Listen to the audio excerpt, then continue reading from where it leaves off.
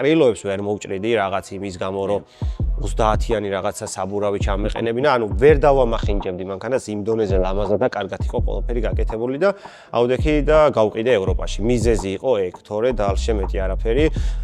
დალშე ყველაფერი იდეალურად გქონდა მაგ მანქანას, აი ყველანაირ მოთხოვნას აკმაყოფილებდა გარდა იმისა, რომ ტრეკი და ტრასა არ აქვს.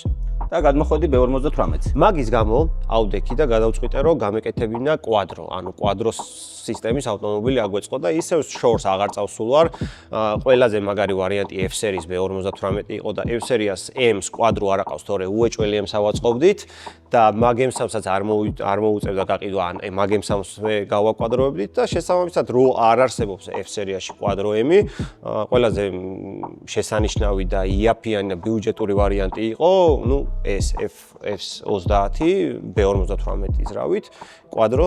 მაგრამ აქ ბიუჯეტურად ეხა ვახსენე მანქანა ღირს თვითონ ბიუჯეტურად 12-13,000 დოლარი თორე თვითონ პროექტი ეხა 1000 პლუსი პროექტი